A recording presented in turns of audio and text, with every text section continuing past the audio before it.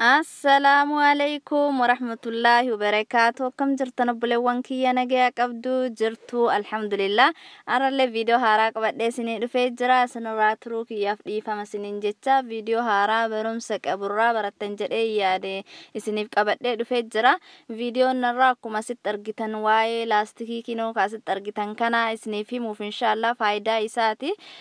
Akkamitti akka itti fayyadamanii fi faayidaan isaa maal akka ta'e isiniif ibsuuf inshallah video kana yoo sentan akkuma sentanii like godhaadha. Comment illee barreessaa yaada keessan kennadha. Share gochuu illee hin irraanfatinaa isiniin jedha. Yoo argachuu barbaaddan ammoo karaa kamiin akka argattanii video haga dhumaa dhageeffadhaa inshallah. Akkasuma ammoo karaa salphaadhaan illee video commentii jalatti illee isiniif kaa inshallah ilaaluu dandeettanii gamanumaan gara faayidaa isaa inshallah. Yoo akkanatti ilaalawuma xiqqoo isii fakkaatti garuu faayidaan isii hedduu tokko guddaadha. Faayidaa bareedaa qabdi itti fayyadamee argee hedduu tokko jaalladhee isinillee irraa fayyadamuu hin ooltan jedheeti kan isiniif fide.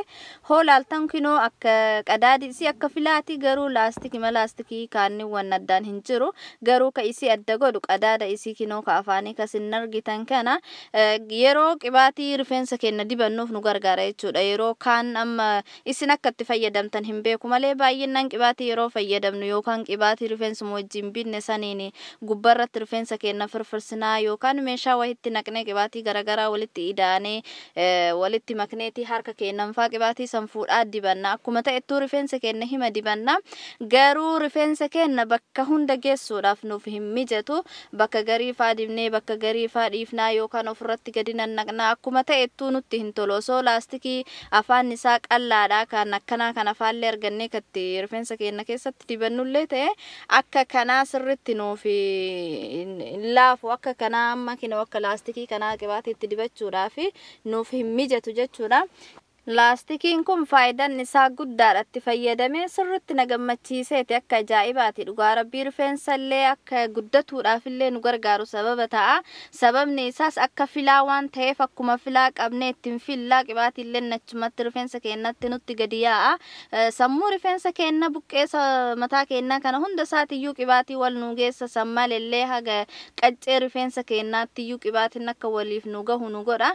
Qibaatii ma barbaaddan kana jettanii wanti jedhamu hin jiru. Itti naqxaniiti kinoo yoo akkanatti afaan gadi deebiftan isinitti mul'atu hin beeku malee gadi jiga jechuudha. Qaawwa qaba filaan isaa kuni.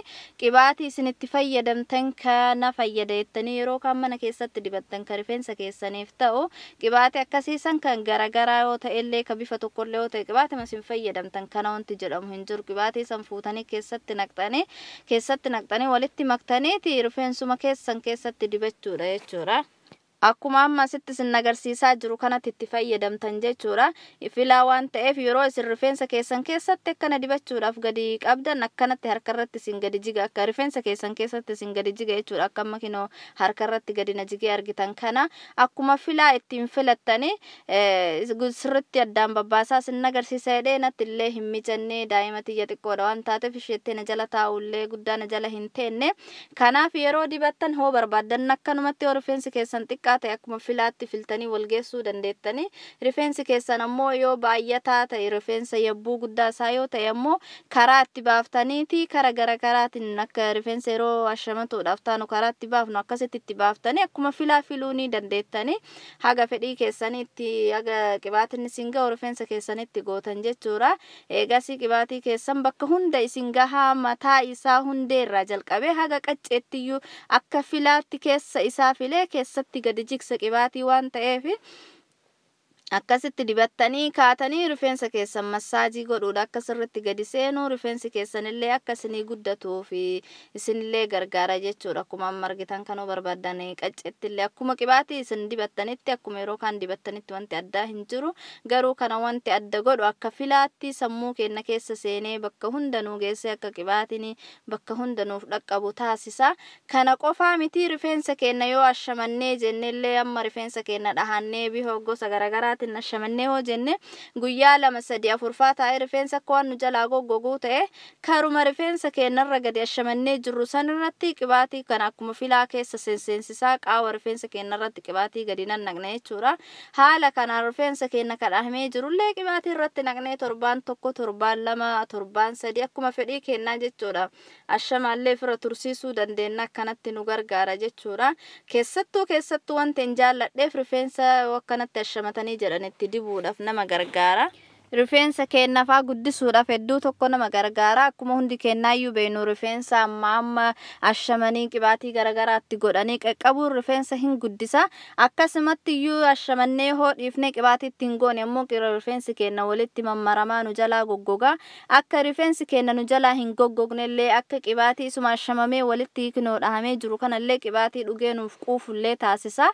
Rifeensi keenya moisturaayizii ta'a bakkuma taa'ee bakkuma dhahame kanatti moisturaayizii ta'a jechuudha. Yeroo achi hiiknee jennu laafaa tokko ta'a ammas rifeensi illee dafee nama jalaa akka wanta dulloomee hin ta'u jechuudha. Rifeensi fireshii wama kaleessa ashamame fakkaataa gafedhe torbaan tokko lamallee yoo taa'e kanafaaf jaalladhee hedduu tokko nama gargaara. Karaa salphaadhaan illee bitachuu yoo barbaaddan ammoo karaa bakka irraa bitadhe online irraa bite online irra jira stoora garagaraa keessa jiraatu hin beeku nagarre. Ani online irraa bite online irra jira. Warri online fayyadamtan yoo jiraatan online irraa meeshaa garagaraa bitattan yoo jiraatan karuma salphaadhaan argachuu dandeettanii. Linkii isaa fuudhee description box illee jala sinii kaa'a. Video kiyya jala isaallee siniif kaa'a. Linkii san gadi tuqxaniiti dhaqxanii argachuu dandeettanii. Fakkeenyaaf linkii Amazon yoo sinii kaa'e si wanta biraa fayyadamtan achuma gadi tuqxanii yoo hin arganne ta'e maqaa isaa gadi siniif baasa. Maqaa isaa sanarraa barreeffattanii aappii isinitti fayyadamtan san jala dhaqxaniiti. Aappii san jalatti maqaa isaa yoo katabdan qajeelumatti siniif gadi ba'a. Maqaa isaallee wajjin siniif kaa'a description boxii jala video jalallee linkii yoo isin geessuu baate aappii ani itti fayyadamu hin qabne ta'e maqaa isaa san bakka isin itti fayyadamtan dhaqxanii irratti barreeffatanii sinii gadi baasa. Kanaaf maqaa isaallee achi jalatti barreessee siniif kaa'a jechuudha. Itti fayyadama inshallah hedduu tokkotti gammaddan jedhee abdii qaba. Hoo argattanii bitattanii jaallattan ammoo akkasuma deebi'aatii komentii jalatti naaf barreessaa inshallah hedduu tokko na gammachiisa.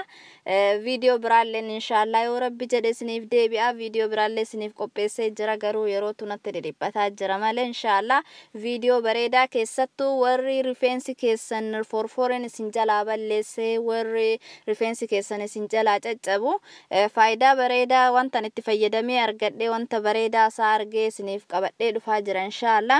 Akkanumaan na eeggadhaa isiniin jedha. Aga video biraatiin walitti deebinutti hedduu tokko isin jaalladha. Video like gootan malee hin bahina. Komentii illee barreessaa. Yaada keessanillee naaf kenna. Aga video biraatiin walitti deebinutti har'aaf inshallah. Assalaamu alaykum wa rahmatullahi wa barakatuh.